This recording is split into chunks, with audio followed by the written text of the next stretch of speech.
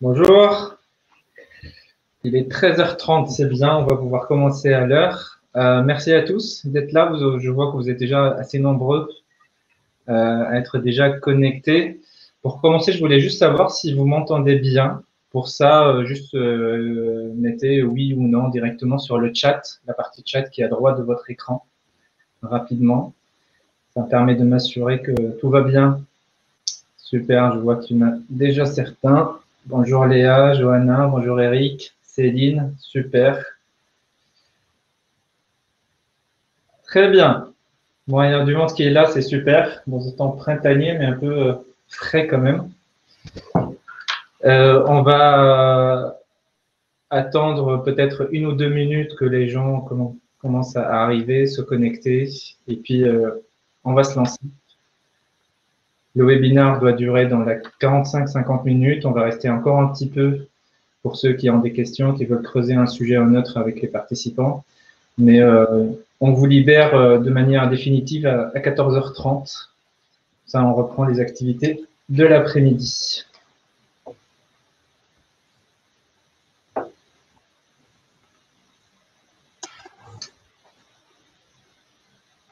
Bien.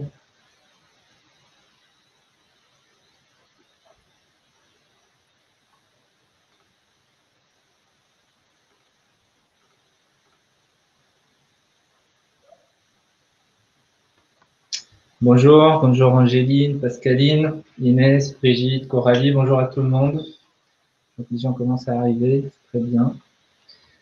Moi, je vais peut-être commencer par introduire, faire l'introduction en attendant que tout le monde puisse se connecter. Donc, merci encore une fois de vous être connecté ou inscrit à ce webinaire. C'est un webinaire maintenant qu'on essaie, webinaire mensuel que nous, Data4Job, organisons souvent la fin de chaque mois, sauf qu'avec les vacances, on a décalé début novembre cette fois-ci. L'idée, c'est qu'à chaque fois, on va traiter un sujet qui intéresse la communauté des recruteurs et de l'acquisition de talents de manière générale. Et on va donner le micro à des experts du sujet pour creuser, pour donner quelques éléments de réponse.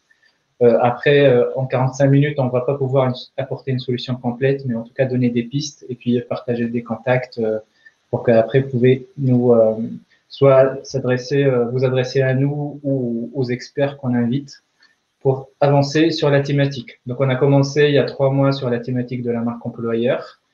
Non, pardon, sur l'animation de vivier. Le mois dernier, on a travaillé sur le recrutement des jeunes. Aujourd'hui, c'est sur le recrutement inclusif. Ce que c'est, quel dispositif mobiliser et quels sont les outils qu'on peut utiliser. Et puis, fin du mois, on va avoir un webinaire, fin novembre, avec d'autres experts sur la thématique de la marque employeur. Je vais quand même prendre 3 secondes pour présenter Data4Job. Donc, nous, on est une startup créée il y a 5 ans et on travaille sur l'amélioration de la productivité des équipes de recrutement et de mobilité interne via les algorithmes. Donc, on va intervenir sur des processus de recrutement et on va identifier quelles sont les étapes les plus fastidieuses, les plus répétitives, et puis on va essayer de les automatiser en utilisant des algorithmes. Notre thématique du jour, c'est donc le recrutement inclusif, un sujet qui nous a été demandé et on l'entend beaucoup chez nos clients et puis les personnes avec qui on travaille. Aujourd'hui, on invite Mariam Katab et Antoine Maréchal de Mosaïque RH, la fondation Mosaïque, qui ont une expertise reconnue en la matière et qui vont tout au long de ce webinaire intervenir et apporter leur expertise sur ce sujet. Avant de leur laisser la main, je voulais juste vous expliquer comment ça fonctionne, l'outil de webinaire qu'on utilise. Donc, toute la présentation, elle sera là où vous voyez les vidéos. À droite, vous avez normalement 3 onglets. Un onglet chat dans lequel vous pouvez réagir, interagir, écrire des remarques, répondre à une question orale qu'on peut poser ou des choses comme ça. Vous avez un onglet qui s'appelle questions. Cet onglet, vous pouvez l'utiliser pour poster, pour écrire vos questions de manière écrite. Et puis, il y a un système de vote à côté de chaque question qui vous permet d'appuyer la question. Donc, ça nous permet, nous, s'il y a une question qui a été posée, qui a été votée par plusieurs personnes, ça nous permet de savoir que c'est une question extrêmement importante. Et on va commencer par ces questions. Juste à côté, vous avez un onglet sondage. Je vais lancer le premier. Ça nous permet de vous poser une question et on va recueillir votre retour sur cette question. Donc, je viens de publier le premier sondage sur quelles sont vos attentes par rapport à ce webinaire. Est-ce que vous êtes là parce que juste pour comprendre ce que c'est le recrutement inclusif ou pour lancer, vous voulez vous lancer, mais vous ne savez pas quelles sont les premières actions en termes de recrutement inclusif? Est-ce que c'est plus pour identifier les outils? Rien de spécial, vous êtes là parce que vous êtes curieux et c'est très bien. Ou vous avez un autre motif qui ne fait pas partie de ces quatre-là. Et dans ce cas-là, je vous demande gentiment de nous l'écrire dans le chat et on va le rajouter. En fait, il y a déjà une première tendance je ne vais pas influer, je vais attendre encore un petit peu, mais on a déjà 20 votes pour le moment. Enfin, c'est en train d'évoluer, je vais attendre encore un peu pour dévoiler ça. Pendant que vous votiez, je vais demander au début à Myriam et puis à Antoine de se présenter rapidement. Et après, on va attaquer le vif du sujet. Myriam, à toi. Merci Oussem. Bonjour à toutes et à tous. Je suis vraiment ravie d'être là aujourd'hui. Merci Oussem pour l'invitation.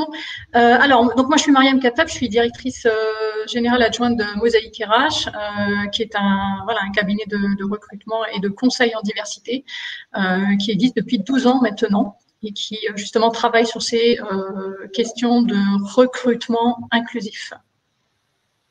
Merci Myriam. Antoine?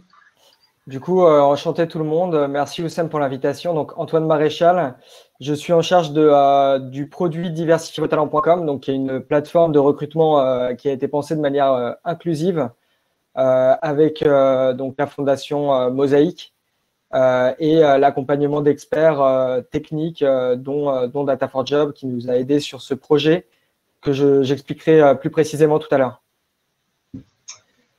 Merci Antoine. On va aller maintenant, donc, on va regarder les résultats du sondage et après, on va attaquer. Et donc, 50%, vous êtes là pour découvrir les outils. Vous étiez 50% pour identifier les outils à utiliser pour s'inscrire dans une démarche de recrutement inclusif. 27% pour comprendre ce que c'est le recrutement inclusif. Donc, il y a un quart à peu près. Et puis derrière, quasiment ex aequo, 10-13%, lancer des premières actions. Et puis, par curiosité. Il n'y a aucun avec un autre motif. Je ne sais pas si c'est par peur de l'écrire dans le chat ou c'est vrai, mais très bien. Donc, en gros, c'est Antoine qui va s'atteler à gros sujet des outils. Tu vas être très attendu sur cette combat. Bien. Bon, Myriam, je vais commencer donc la première question pour répondre notamment à ceux qui veulent comprendre ce que c'est le recrutement inclusif. Est-ce que tu peux nous donner un éclairage sur ce qu'on appelle aujourd'hui le recrutement inclusif? Alors, oui, le recrutement inclusif. Donc, qu'est-ce que ça veut dire? On en parle beaucoup en ce moment.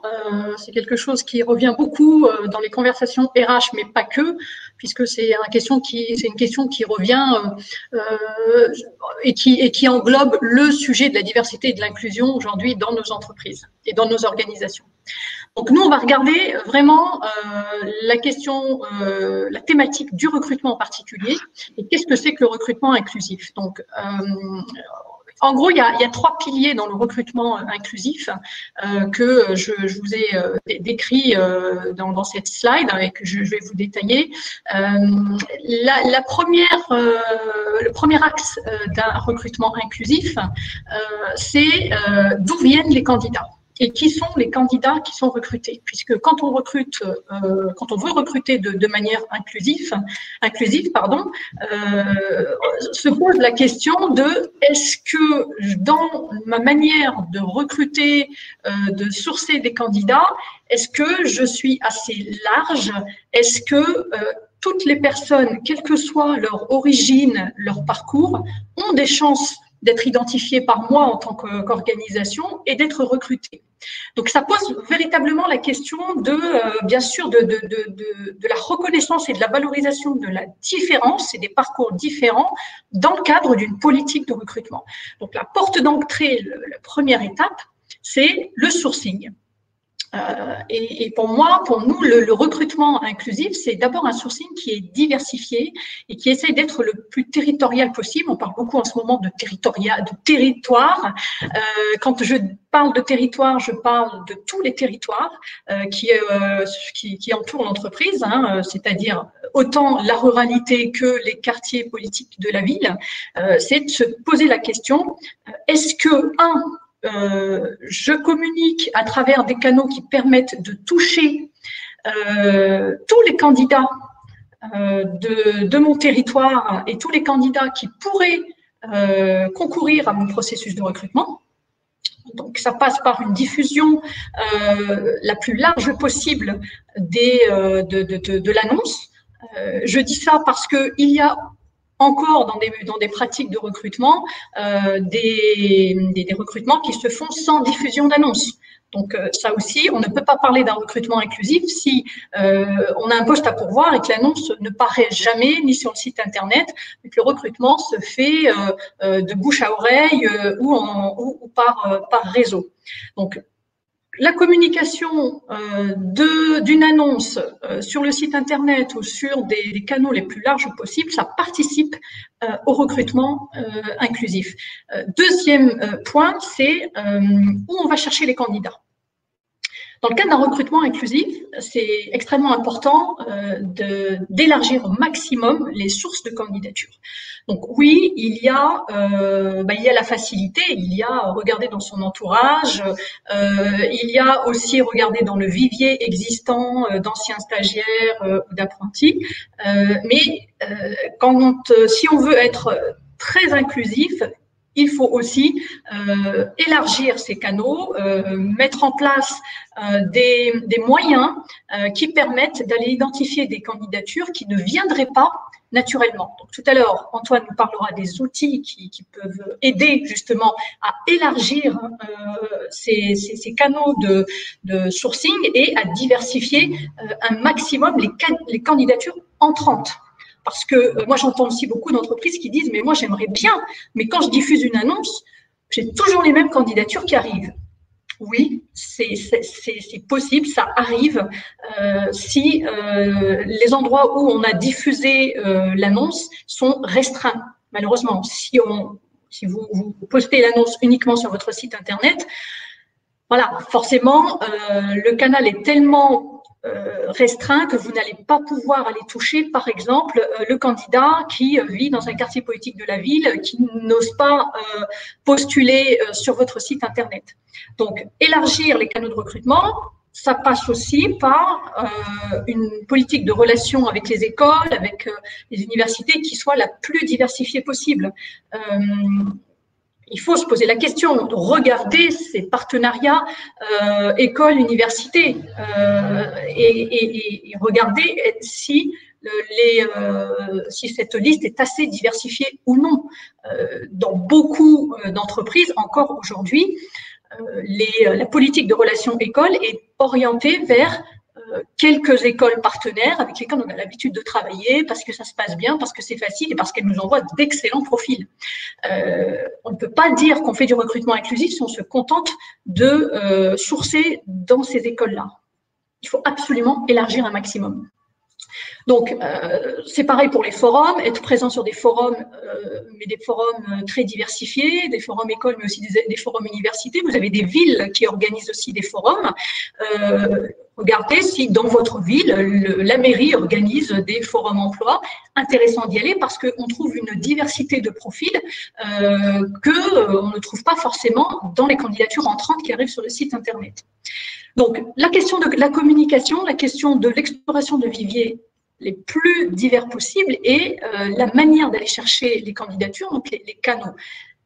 Ce sont des points très importants dans le cadre d'un recrutement inclusif. Après, le recrutement, ça passe aussi par une méthode de sélection qui doit être objective. Parce qu'une fois que les candidatures arrivent, elles ne passent pas toutes et elles ne passent pas toutes les mailles du filet. Donc, un recrutement inclusif, c'est aussi un recrutement qui va utiliser des méthodes de sélection qui soient le plus objectives possible et qui soient les plus diversifiées possibles. Alors oui, vous allez me dire, ça prend du temps. Quand on est un grand groupe, on a plein de candidatures, des tonnes de candidatures qui arrivent. Et ça, c'est le boulot de notre ami Oussem de faciliter le travail de recruteurs aussi pour réfléchir avec eux à des processus qui les aident. Mais c'est extrêmement important de, par exemple, premier point, définir on va dire un profil de poste de la manière la plus objective possible. Est-ce que véritablement tous les critères qui sont demandés, les compétences qui sont demandées sont véritablement nécessaires, sont prioritaires, ou est-ce que ce sont juste des critères qui sont mis pour écrémer et qui, par conséquent, ne vont pas vous permettre d'élargir suffisamment et de sélectionner suffisamment de candidats divers pour pouvoir dire que vous faites du recrutement inclusif. Donc, définir des critères qui soient réalistes, qui soient vraiment simples et bien sûr qui soient nécessaires pour l'exécution du poste, c'est un premier point. Deuxième point, important d'utiliser aussi des outils pour aider au tri des candidatures et pour éviter ce qu'on appelle des biais cognitifs. Antoine en parlera tout à l'heure. Les biais cognitifs, c'est ce qui, par définition, freine et empêche de faire du recrutement inclusif et de diversifier les recrutements. Donc, d'avoir des outils qui vont faire baisser ces biais, qui vont aider à la décision et qui vont permettre d'avoir une analyse vraiment objective des candidatures que vous recevez, c'est extrêmement important. Et puis, diversifier enfin les techniques d'évaluation. Nous, on l'a vu parce que on s'est rendu compte que certains processus d'évaluation étaient formaté pour un certain type de profil, avec des assessment centers, avec des tests qui sont, on va dire, extrêmement calqués, par exemple, sur les études de cas dans les écoles de commerce. Ça ne permettait pas forcément d'évaluer de manière pertinente d'autres types de profils qui ont d'autres parcours académiques.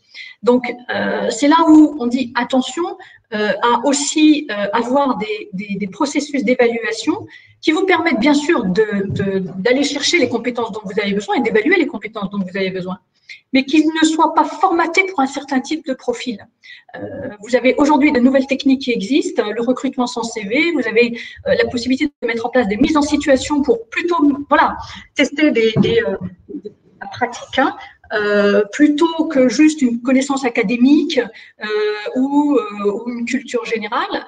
Et puis la question des soft skills qui est extrêmement importante parce que ça permet d'avoir un éclairage différent sur une candidature et surtout de faire passer des candidats qui ont des soft skills qui peuvent être vraiment intéressantes et représenter une vraie valeur ajoutée dans votre recrutement, mais qui n'auraient pas forcément soit le diplôme, soit les compétences techniques que vous recherchez à 100%, ou qui n'ont pas les mêmes compétences techniques que les profils que vous avez l'habitude, vous, de recruter.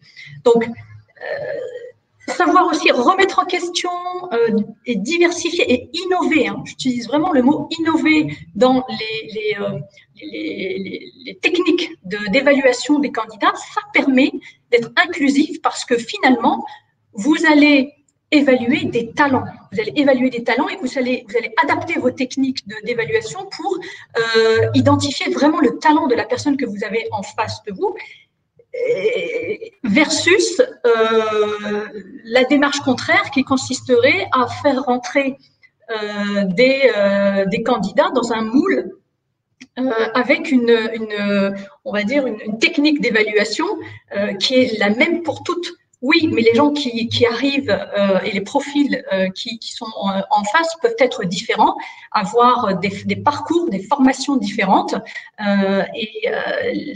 innover dans les manières d'évaluer, ça permet véritablement d'élargir on va dire le vivier de candidats que vous pouvez identifier.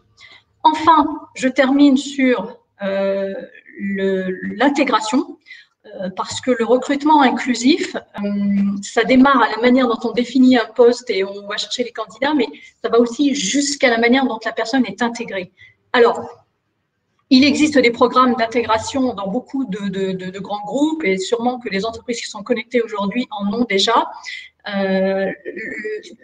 On attire l'attention sur le fait que une intégration inclusive, c'est une intégration qui va aussi aider le candidat qui arrive avec son parcours qui peut être différent à bien comprendre les codes implicites, hein, parce que dans toutes les entreprises, il y a une culture. Il y a aussi des codes qui ne sont pas toujours exposés, mais qu'il faut maîtriser pour pouvoir évoluer correctement dans l'entreprise et se faire son réseau. Donc, plus les programmes d'intégration vont prévoir de parler de ces sujets-là, de les expliciter en tenant compte du fait que les personnes en face n'ont pas les mêmes parcours, ne partagent peut-être pas les mêmes expériences, et plus l'intégration se fera correctement. Parce que moi, j'entends souvent nous dire, oui, mais ces candidats-là, ils ne sont pas restés, ils n'ont pas les codes, ils n'ont pas maîtrisé les codes. Encore faut-il que ces codes soient explicités. Et un recrutement inclusif, pour moi, c'est aussi l'entreprise qui doit faire cet effort-là de rendre ces codes lisibles pour la personne qui vient peut-être avec une autre histoire. Voilà, une autre histoire. Donc, ça passe par des parcours d'accompagnement qui sont plus individualisés aussi. Beaucoup d'entreprises, notamment des grands groupes, ont mis en place des programmes comme du mentoring, que moi, je trouve personnellement être vraiment une très bonne chose, puisque ça permet justement ce travail de clarification, de prise de conscience des codes qui sont implicites et qui aident cette personne-là à s'intégrer, mais à s'intégrer dans un environnement bienveillant et un environnement dans lequel sa différence, finalement, va être perçue plutôt comme une valeur ajoutée et une performance. Donc voilà un peu en trois points on va dire, ce que recouvre le recrutement inclusif. Très bien. Mais du coup, aujourd'hui, si on a envie de se lancer, est-ce qu'il y a des leviers ou des dispositifs qu'on peut activer pour se lancer dans un process de recrutement inclusif? Oui, alors peut-être sur ma deuxième slide, j'ai mis des éléments. Le recrutement inclusif, alors j'aime bien la formule qui dit « on ne naît pas inclusif, on le devient ».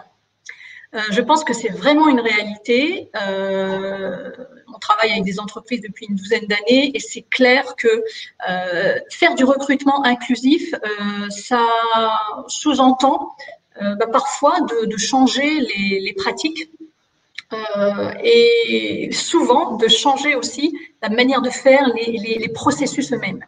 Donc, c'est pas simple. C'est pas simple. Donc, pour y arriver, il y a une première famille d'actions qui est plus, qui relève plus de la formation, de la sensibilisation des acteurs du recrutement dans l'entreprise. Donc, ça passe par l'engagement de la direction générale. Parce que pour moi, je pense vraiment que quand on touche à la manière dont les gens travaillent, ça doit passer par une communication de la part de la direction générale sur ce changement qui est nécessaire, parce que parfois c'est ce qu'on leur demande de changer, hein, de recruter de telle manière, ils sourcer à tel endroit, il faut qu'ils fassent différemment. Donc voilà, il faut aussi mettre du sens et que ce soit porté. Donc premièrement, il faut formaliser ces engagements par la direction générale, alors en interne, mais en externe aussi. Je veux dire par là que beaucoup d'entreprises travaillent avec des cabinets de recrutement. Nous en sommes un parmi d'autres. Ces engagements peuvent aussi être communiqués aux partenaires, aux cabinets de recrutement, demandant de les aider, d'agir aussi pour plus de diversité, par exemple, dans les profils proposés. Ça peut être une action. La formation des recruteurs, des managers, donc ça c'est quelque chose en plus qui est devenu obligatoire depuis une loi de janvier 2017 pour toutes les entreprises de plus de 300 collaborateurs. Donc c'est quelque chose qui est pour moi absolument nécessaire, ne serait-ce que pour commencer à parler du sujet et commencer à mettre les recruteurs et les managers en action, les sensibiliser au fait qu'il y ait une autre manière de voir le recrutement qui peut être plus inclusive que celle qu'ils pratiquent aujourd'hui. Ensuite, former les communautés d'ambassadeurs. Pourquoi? Parce que le recrutement, c'est une chaîne. Vous avez bien sûr le RH qui fait les premières actions, mais ensuite, vous avez forcément le manager qui intervient et le rôle du manager peut être décisif. Donc, le manager a aussi besoin de comprendre pourquoi on lui demande de changer ses pratiques et pourquoi c'est important. Et puis ensuite, ça peut aller jusqu'à la direction et même parfois la direction générale si elle est impliquée dans le processus de recrutement. Mais c'est aussi un mouvement on va dire, de l'ensemble des collaborateurs. C'est aussi important que le stagiaire qui arrive dans le service et qui va peut-être participer à un projet de recrutement, c'est important aussi qu'il soit sensibilisé au fait que on a tous des biais cognitifs et que notre manière de recruter peut nous amener à agir de manière plus ou moins inclusive. Donc, formation des communautés d'ambassadeurs. Moi, j'ai vu des entreprises ouvrir des groupes de travail sur le recrutement inclusif auxquels pouvaient participer plusieurs collaborateurs, ceux qui participent ou ceux qui ne participent pas au processus de recrutement, mais pour émettre des idées et pour travailler sur ce sujet et proposer des idées pour améliorer les pratiques. Donc, c'est tout à fait possible. Enfin, élargir les canaux de diffusion d'annonces. Bon, ça, c'est clair que ça peut se faire très, très rapidement. Les entreprises qui sont là aujourd'hui, elles peuvent, cet après-midi, jeter un coup d'œil sur le listing des écoles partenaires et puis décider d'en ajouter certaines. Pour pouvoir diffuser différemment. Elles peuvent aussi poster leurs annonces sur des sites, sur des job boards différents. Donc, Antoine en parlera tout à l'heure. Il y a diversifiervostalents.com, mais il y a aussi d'autres job boards qui peuvent permettre de donner accès à un plus large public et donc d'attirer des parcours différents. Enfin, introduire des tests de soft skills. Donc, ça, c'est la question de aussi, comment vous évaluez aujourd'hui les candidatures. Quel est le process qui est mis en place? Vous pouvez aussi rajouter des tests sur les soft skills qui vont apporter un éclairage différent et qui vont forcément, c'est assez mécanique, vous sortir des shortlists qui sont beaucoup plus diversifiés que ce que vous avez l'habitude d'avoir. Parce que les critères qui vont être retenus dans le tri ne vont pas être les mêmes que ceux que vous avez l'habitude de ressortir, et ce qui va apporter en fait une espèce de mixité et de mélange dans les profils. Bien sûr, il restera toujours les critères clés, ça c'est très important de garder ces critères clés. Mais d'ajouter des critères plus de l'ordre de soft skills qui vont venir élargir. Et enfin, sur les dispositifs qui existent aujourd'hui et qui peuvent être des leviers pour vous aider à recruter plus de manière beaucoup plus inclusive, c'est-à-dire aller chercher des viviers aussi différents. Donc, j'ai mis la MRS, mais Antoine, tu peut-être en parleras tout à l'heure. Donc, c'est une technique qui est proposée par le Pôle emploi et qui permet de faire du recrutement, mais sur la base de la pratique, de la simulation. Vous avez les emplois francs. Je m'arrête un peu sur les emplois francs parce que les emplois francs, en fait, ça permet de recruter des jeunes de moins de 26 ans qui sont issus d'un quartier politique de la ville. Donc là, c'est un levier pour diversifier les candidatures entrantes.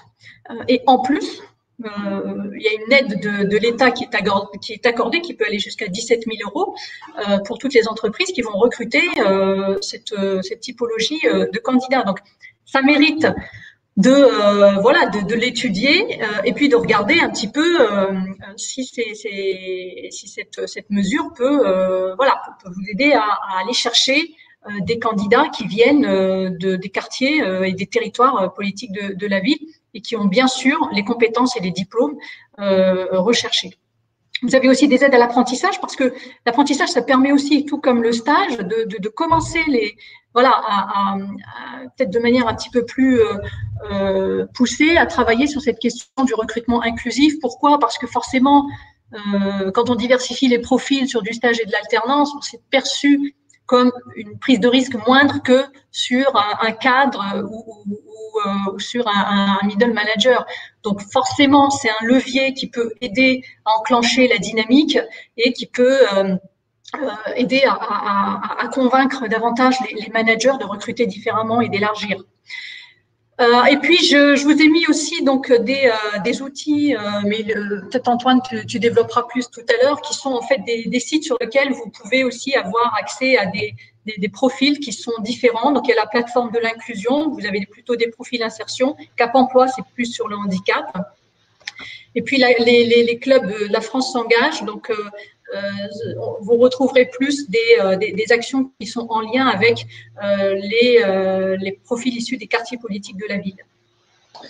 Mariam, on va essayer d'accélérer un petit peu. Oui, le temps passe. Est-ce que tu peux nous donner du coup quelques éléments simples nous permettant du coup des indicateurs de suivre où est-ce qu'on en est par rapport au recrutement inclusif? Si un manager de l'équipe de recrutement ou d'une entreprise qui veut voir où est-ce qu'elle en est aujourd'hui, est-ce que les actions qu'on a mis en œuvre améliorent ou pas les choses, quels sont les 3-4 indicateurs clés à suivre? Oui. Du coup, vous avez effectivement quelques indicateurs qui est intéressant de suivre et que vous pouvez suivre. Donc, pourquoi je dis vous pouvez suivre? Parce que la question de la mesure, en ce moment, on en parle souvent. Mais tout ce que je vous ai mis là, c'est parfaitement légal. Déjà, vous pouvez regarder, vous pouvez mesurer, soit mois par mois, soit à la fin de l'année, vos actions de sourcing. Quelques indicateurs. Le nombre de partenariats que vous avez mis en place avec des acteurs, des associations, des organismes qui vous permettent d'aller chercher des candidats différents. Voilà. Vous pouvez vous dire, cette année, j'en ai 0, l'année prochaine, j'en ai peut-être 4-5. Donc ça, c'est un indicateur qui est assez facile à suivre et qui peut enclencher des actions. Le nombre de partenariats avec les établissements aussi et les écoles hors cible. Ça, c'est vraiment plus sur la manière d'aller identifier vos prochains, vos stagiaires, vos étudiants, mais aussi vos jeunes diplômés. Aujourd'hui, vous travaillez avec telle école, telle université. Vous pouvez aller regarder si, en dehors de cette école cible, de ces écoles cibles, avec combien d'autres entreprises, établissements vous avez travaillé. Vous pouvez comptabiliser aussi le nombre de forums auxquels vous avez participé et qui sont différents de ceux que vous avez l'habitude de faire. Par exemple, qui sont aussi organisés dans ce qu'on appelle les quartiers politiques de la ville. Donc, des territoires où vous allez pouvoir toucher des candidats qui sont issus de ces territoires ou en tout cas avoir accès à des profils beaucoup plus diversifiés. Vous pouvez aussi regarder la répartition des candidats par canal. Alors, certaines entreprises ont des ATS, ont des outils qui leur permettent de traiter les candidatures entrantes. Vous pouvez avoir une question qui est d'où vient, pour connaître la provenance de cette candidature. Et en faisant une analyse, vous pouvez voir d'où proviennent vos candidatures et vous mettre des indicateurs pour les suivre et pour aussi le diversifier, les canaux. Ensuite, vous pouvez mesurer la typologie des recrutements. Vous pouvez aujourd'hui savoir si un candidat que vous avez recruté à partir de son adresse, est-ce qu'il est, par exemple, issu d'un quartier politique de la ville? Vous avez un site, je vous l'ai mis ici, qui vous permet, en rentrant l'adresse, on vous dit s'il est oui ou non, fait partie de cette typologie-là. Et puis aussi, vous pouvez comptabiliser le nombre de candidats qui sont issus des universités, ceux qui sont issus des écoles, parmi vos recrutements. Et enfin, mesurer l'objectivité du processus de sélection. On n'en a pas beaucoup parlé, mais le processus de sélection, si on veut qu'il soit objectif, il faut aussi avoir des outils pour pouvoir guider les recruteurs avec une série de questions qui sont des questions objectives. Est-ce que, en termes ça peut être un indicateur, est-ce que vous en avez ou vous en avez pas? Voilà, de ce type d'outils pour aider à la décision. Et est-ce que vous avez recours à des méthodes d'évaluation sur les soft skills? Oui ou non? Est-ce que vous avez des outils? Oui ou non? Voilà, donc ce sont quelques indicateurs comme ça qui vous permettent, notamment sur la partie sourcing, de savoir si, voilà, oui ou non, vous êtes assez inclusif et, le cas échéant, de vous mettre des objectifs. Alors, les quartiers politiques de la ville, c'est les QPV, on est bien d'accord. Les QPV, alors, absolument. Les QPV qui sont donc les quartiers prioritaires de la politique de la ville. On va aller rapidement, on a dit ça, mais très bien. Bah, écoute, merci beaucoup, Mariam. Avant de passer la main à Antoine merci, sur la partie… Merci. S'il y a des questions, je répondrai à la fois. Justement, j'en ai deux. On en a deux qu'on va essayer d'aborder. La première, c'est une question de Laurent. Quelle place donnez-vous aux entreprises adaptées qui proposent des CDD tremplins destinés à favoriser l'inclusion des travailleurs handicapés au milieu ordinaire? Ça fait partie de ces leviers qui sont en effet possibles pour aider l'entreprise à accueillir des publics qui sont différents. Là, on parle de la question en effet du handicap. Vous avez aussi des entreprises d'insertion qui sont plus sur les publics dits insertion, donc éloignés de l'emploi. Bien sûr qu'ils font partie de tous ces dispositifs et de ces acteurs qui peuvent venir renforcer une politique de recrutement et la rendre beaucoup plus inclusive. Donc oui, c'est absolument important. Alors après, c'est clair que il existe tellement de dispositifs que pour une entreprise, c'est parfois un peu compliqué de s'y retrouver. Vous avez le site du ministère du Travail quand même, où vous pouvez aller trouver des informations qui sont normalement à jour sur les dispositifs existants, sur voilà, les mesures de l'État. Et puis, vous pouvez aussi, par thématique, l'égalité homme-femme, les quartiers, le handicap, voilà, vous pouvez aussi trouver des informations sur ces différentes thématiques-là, voilà, en allant sur Internet et sur des sites dédiés, Cap Emploi par exemple, sur le handicap, la plateforme de l'inclusion dont j'ai parlé tout à l'heure, vous avez quand même un listing des différents dispositifs possibles sur la question de l'insertion. J'ai une question de Benoît qui a recueilli beaucoup de votes, donc c'est une question importante. Il écrit, Mariam a évoqué une obligation juridique de former les recruteurs dans les entreprises de plus de 300 salariés. Pouvez-vous nous en dire plus? Oui, alors c'est une loi du 17 janvier 2017 donc, qui s'appelle Égalité et citoyenneté et qui en effet rend obligatoire la formation à la non-discrimination des personnes qui sont en situation de recrutement dans les entreprises. Donc ça, bien sûr, en priorité les recruteurs, mais ça peut aller jusqu'aux managers si les managers participent au processus de recrutement. Donc oui, ça concerne les entreprises de plus de 300 collaborateurs. Voilà, la loi est là. Donc je sais que beaucoup d'entreprises ne l'ont pas vu passer. Donc c'est important de mettre en place ces formations qui peuvent être soit des formations présentielles, soit des formations e-learning, mais qui doivent parler du processus de recrutement et qui doivent former justement au recrutement inclusif. Et qu'est-ce qui se passe si vous ne le font pas? Bon, jusqu'à présent, il n'y a pas eu de pénalité, mais disons qu'il y a un travail qui est en train d'être fait par la DARES justement pour étudier si ces formations-là sont mises en place dans les entreprises et quel est on va dire l'impact.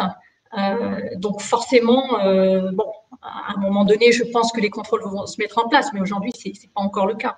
Mais c'est surtout vraiment beaucoup pour attirer aussi l'attention des entreprises que le sujet de la non-discrimination dans le recrutement, c'est un sujet qui est important. Et plus on a de recrutement et plus on a de risques. Vous avez aussi, vous avez entendu sûrement passer les testings. Hein, le ministère du Travail met en place des testings auprès des entreprises, notamment les grosses entreprises du CAC 40, qui vont être testées. Il y a déjà eu 2 vagues, donc il y a déjà eu des entreprises qui sont passées dans ces testings. Et si jamais l'entreprise est épinglée, que son processus de recrutement est identifié comme étant potentiellement discriminant, voilà, ça peut faire une mauvaise publicité. Donc important de prendre conscience que des biais dans les processus de recrutement, ça peut produire de la discrimination, mais c'est surtout, c'est contre-productif pour l'entreprise elle-même qui se coupe de viviers de talents et qui, pour le coup, peut on va dire se compliquer la tâche du recrutement en restreignant trop ces pratiques. Merci beaucoup pour toutes ces réponses, Mariam. Je passe la main à Antoine pour qu'il nous parle un petit peu du sujet qui a suscité le plus d'intérêt d'après le sondage du début de la séance, qui est les outils de recrutement inclusif. Alors, est-ce que, Oussam, tu as la possibilité de diffuser le PPT parce que je me rends compte qu'il faut le télécharger. Je ne sais pas si tu l'as sous la main. Je vais le trouver. Tu peux commencer à parler. Ok, très bien. Alors, en fait, je voulais aborder déjà deux freins qui ont déjà été évoqués par Mariam pour l'inclusion. C'est d'un côté les biais cognitifs qui sont vraiment un phénomène qui crée des discriminations dans les recrutements et qui sont des biais cognitifs inconscients. Donc, la difficulté, c'est qu'en plus, ils sont pernicieux et qu'on ne s'en rend pas forcément compte de leur effet. Et le deuxième, c'est le manque d'accès aux canaux qui permettent d'accéder à la diversité. Et donc, je voulais vous expliquer quels outils digitaux existent pour réduire ces freins au recrutement. Donc, super, merci Oussam pour la présentation. Donc, dans la slide suivante, je vous présente donc le premier problème qui est donc le fait que des biais cognitifs inconscients surviennent dans les processus de recrutement. Là, ça a été évoqué, je vois, par Karine et Yvan dans la discussion. En fait, ces biais cognitifs, comme le disait Mariam, ils vont toujours amener à recruter des profils qui se ressemblent donc ce qu'on appelle le clonage du recrutement et nuire du coup à l'inclusion de plus de diversité de profils qui sont atypiques dans l'entreprise. Et se fermer à ces profils atypiques, c'est se fermer à une possibilité de performance économique supérieure. Parmi ces biais cognitifs, on peut en citer quelques-uns et pour comprendre vraiment en quoi ils consistent.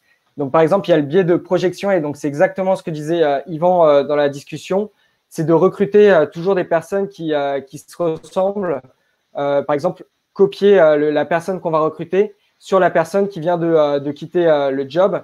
Et donc, par exemple, c'est rencontrer quelqu'un en entretien, apprendre qu'il a fait l'ESSEC, soi-même ou la personne ayant occupé le poste ayant fait l'ESSEC, on va considérer que ça va être quelqu'un de performant dans ce poste, alors que rien ne nous prouve que il va avoir les mêmes savoirs, les mêmes savoir-être, les mêmes savoir-faire que le candidat précédent et donc permettre le même niveau de performance. Il y a également les biais de stéréotypes, c'est quand on généralise à un groupe un certain type de comportement. Et donc, par exemple, considérer que quand on rencontre un candidat de Polytechnique, il va être meilleur qu'un candidat sorti de Centrale, ou considérer que des personnes sorties de grandes écoles de commerce ont forcément des meilleures compétences que des personnes sorties d'une université ayant un parcours en économie et en gestion.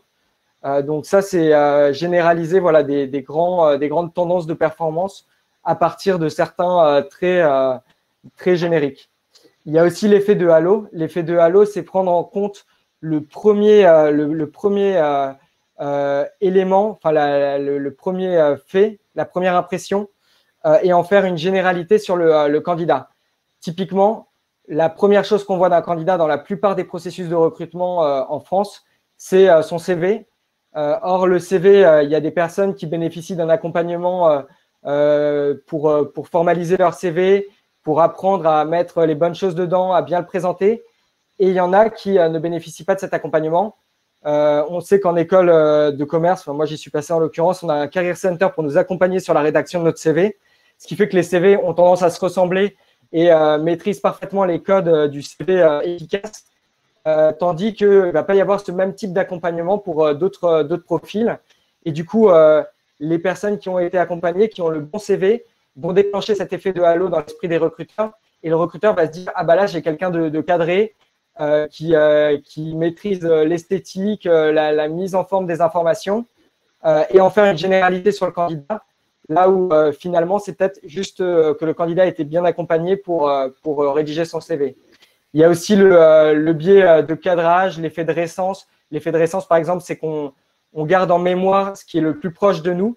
Donc, par exemple, un candidat qui va relancer le recruteur régulièrement pour toujours rester, lui rappeler ce qui s'est dit pendant l'entretien et lui remettre en mémoire, il aura peut-être plus de chances de rester à l'esprit du recruteur et à diplôme égal de marquer plus de points que le même candidat qui était passé en tout début de recrutement et qui n'a pas fait de relance.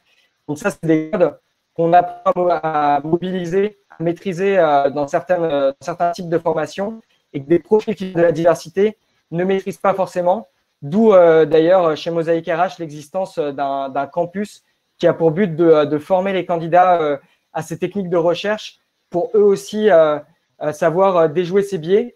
Mais c'est essentiel que le recruteur lui-même en ait conscience pour contourner ces biais et du coup adopter un recrutement plus inclusif. Donc, la solution, c'est vraiment d'utiliser des outils qui vont déjouer ces biais en objectivant les compétences réelles des candidats. Ces compétences, c'est les savoirs, donc les formations, ce que le candidat a pu apprendre au cours de ses formations, les savoir-faire, ce qu'il a mis en œuvre au cours d'expériences professionnelles ou de bénévolat, et les savoir-être. Et on sait que les savoirs et les savoir-faire, ça apparaît sur la méthode traditionnelle de sourcing de tous les recruteurs français, le CV. Mais par contre, il n'y a pas le savoir-être et pourtant, c'est un élément qui est essentiel et qui est de plus en plus essentiel dans les recrutements puisqu'on sait qu'avec les nouveaux métiers, on a besoin de se baser sur les savoir-être pour recruter les bons candidats et qu'on a des métiers qui ont de plus en plus de dominance en savoir-être. Donc, pour ça, on peut passer à la slide suivante. Les outils à privilégier, ça va être les 3 premiers types d'outils. Alors là, en fait, c'est un classement des différentes méthodes et des différents types d'outils qu'il existe pour recruter. Et c'est un classement par taux de prédiction de la performance des employés en poste. C'est d'après une étude qui a été faite par le DRH de Google World, donc qui s'appelle Laszlo Bock et qui est sorti dans son livre Work Rules et qui a classé donc 6 types de méthodes selon la prédiction de la performance. Donc, la première, c'est celle qu'évoquait tout à l'heure Mariam, qui est la mise en situation. Donc, c'est la méthode de recrutement par simulation qui est mise en place notamment par Pôle emploi. Donc là, c'est vraiment de mettre à l'œuvre le candidat et de voir ce qu'il donne directement dans la situation professionnelle pour se rendre compte de s'il va être capable de mobiliser les bons savoirs, les bons savoir-faire et les bons savoir-être en poste. Donc ça, c'est ce qui est le plus efficace. Alors, par contre, c'est une technique qui nécessite de mobiliser du temps, qui est assez complexe à mettre en œuvre et qui n'est pas digitalisée pour l'instant. Il y a l'entretien structuré. Donc, c'est de définir une grille d'évaluation pour avoir une approche scientifique afin d'évaluer les compétences du candidat lors de l'entretien et plus se baser sur des intuitions. Et les intuitions, on sait que c'est ce qui amène les biais. Donc, l'entretien non structuré, à contrario, il prédit à 14% la performance. L'entretien structuré, c'est 26% de prédiction de la performance du candidat. Ce qui est intéressant, alors je vais passer le 3 parce que je vais terminer par le 3. Le 5, c'est le contrôle de référence. Il prédit qu'à 7% les performances de l'employé en poste. Et le 6, c'est la comparaison d'expérience sur un poste similaire. En fait, c'est regarder concrètement, regarder le CV et voir, désolé, combien de temps le candidat a passé dans un poste similaire. Ça, c'est vraiment l'approche qui ne peut pas être suffisante pour prédire la performance d'un candidat. Donc, les 3 outils à recommander pour être inclusif et en plus avoir une meilleure performance, c'est vraiment les 3 premiers outils. Et donc, le 3e, c'est celui qu'on connaît qui a été le plus digitalisé, c'est de mettre en place des tests de capacité cognitive et de personnalité pour estimer la performance du candidat une fois qu'il va être en poste. Donc, j'ai vu qu'il y a Karine notamment qui en a parlé sur le côté de l'écran, dans le chat. Et c'est vraiment ce qu'on recommande d'utiliser, ce que nous-mêmes, chez Mosaic RH, on utilise depuis plus de 10 ans pour préqualifier nos candidats et les recommander à des recruteurs. Ça permet vraiment d'objectiver en fait les savoir-être et les savoirs des candidats. Donc, il y a différents types de tests. Il y a ceux qui sont plutôt apparentés à du QI. Il y a les tests qui sont des tests de compétences, des tests de langue, des tests de grammaire. Et il y a les tests de personnalité. Donc, il y a plusieurs acteurs qui font ça. Il y a un grand acteur américain qui s'appelle Aon qui propose tout type de tests. Et en France, on a aussi des acteurs qui se font de plus en plus connaître. Sans doute, il me semble qu'Orange bosse avec Assess First, par exemple. Et je sais que Yvan est chez Orange. Donc, il doit connaître cet outil. Donc, il y a l'outil, par exemple, Assess First, qui permet d'évaluer la personnalité, les motivations, les aptitudes du candidat et du coup, vraiment d'avoir une approche scientifique et psychométrique du candidat et de connaître donc ses savoir-être et ses aptitudes et pas de les estimer soi-même sur la base d'intuition. Il y a aussi Goshaba qui propose des tests du même type, ou Origamix qui propose des solutions de gaming pour évaluer les compétences des candidats de manière scientifique. Donc voilà pour certains noms très connus qui vous permettront déjà de déjouer les biais et du coup d'être beaucoup plus inclusif dans la méthode de recrutement. Il y en a beaucoup d'autres a priori aussi. Il y en a beaucoup d'autres. Ça, c'est quelques-unes et vous pouvez en trouver beaucoup sur Internet. Ensuite, pour ce qui est des outils digitaux qui vous permettent d'accéder à un vivier plus diversifié, alors c'est déjà une grosse problématique dans le monde du recrutement parce que d'un côté, on sait, l'an dernier, on avait 2 345 000 projets de recrutement en France. Le MEDEF annonçait des chiffres ahurissants d'offres non pourvues faute de candidats, donc plus de 400 000 par an.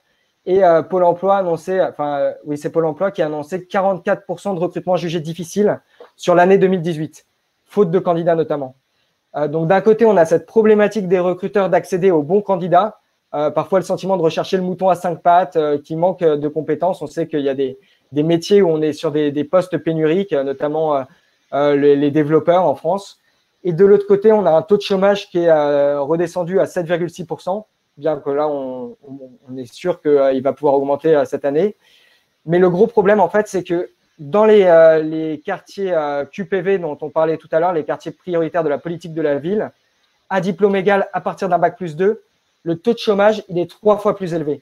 C'est-à-dire que les candidats à diplôme égal, ils ont 3 fois plus de difficultés d'accéder à des postes dans les quartiers prioritaires de la politique de la ville parce qu'ils ont des difficultés à être connectés avec les besoins des recruteurs.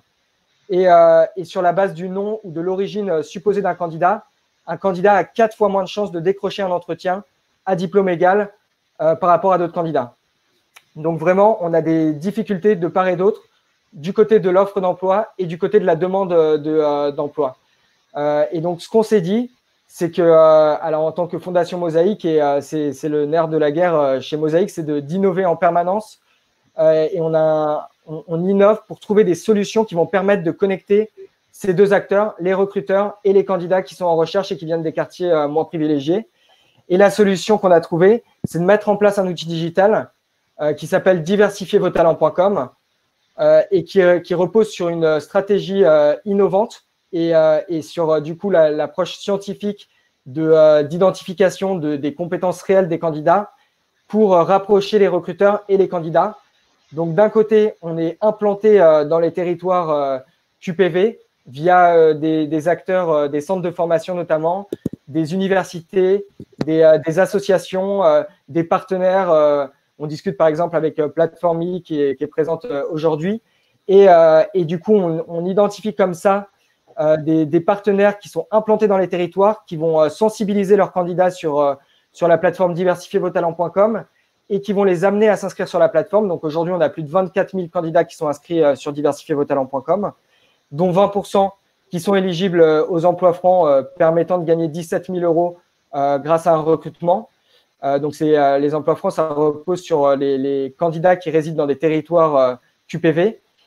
Donc, on a 24 000 candidats inscrits qui se sont inscrits, donc qui ont qualifié leurs critères de recherche, le type de contrat qu'ils recherchaient, le type de métier, dans quelle localisation, qui ont complété ce qui s'apparente à un CV avec les savoirs et les savoir-faire dont on parlait précédemment et qui ont passé les tests d'Assess First pour valoriser également leur savoir-être et leur motivation sur la plateforme.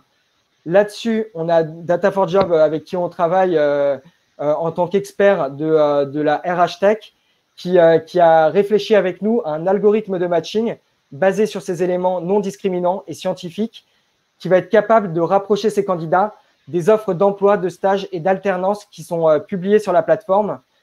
Et donc, de l'autre côté, on a 1200 recruteurs qui sont déjà inscrits sur la plateforme qui diffusent gratuitement, c'est important de le préciser, hein, l'inscription se fait gratuitement et la diffusion des postes gratuitement, qui diffusent leurs postes d'emploi, de stage et d'alternance.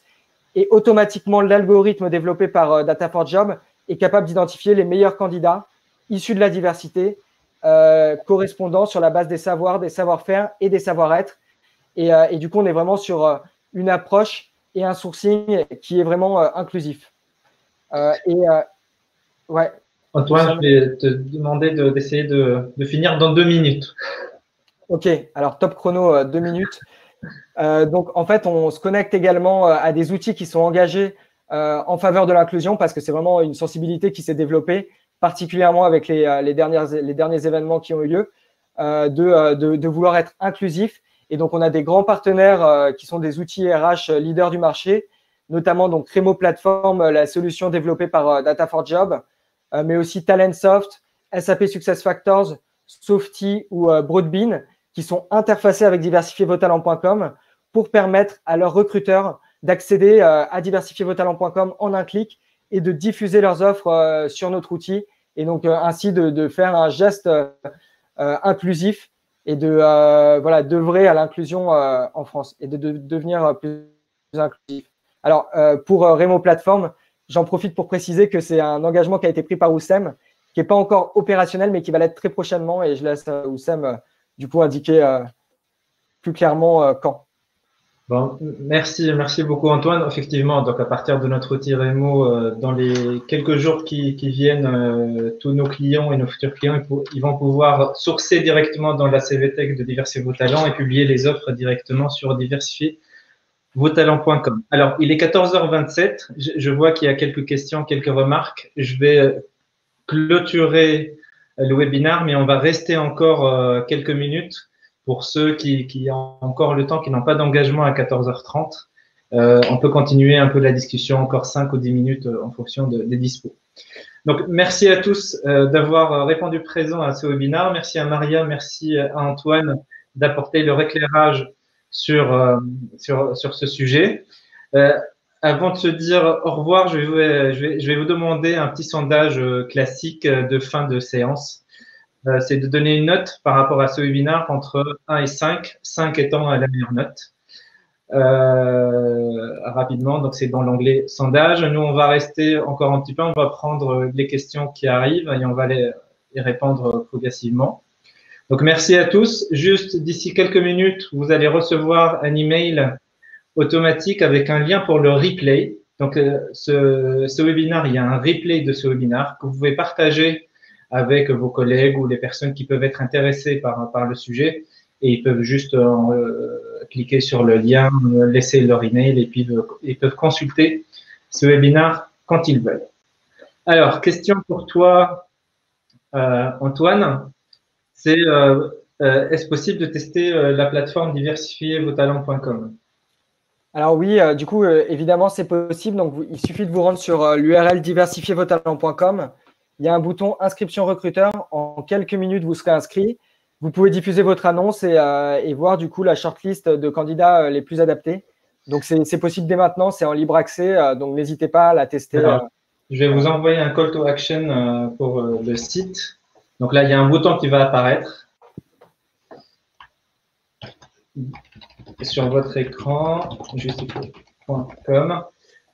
Si vous cliquez dessus, vous allez aller directement sur diversifiervotalent.com. Normalement, ça répond à la question. Ouais. Je regarde s'il y en a d'autres questions. Bon, il y a une grande discussion sur les meilleures méthodes d'analyse des soft skills.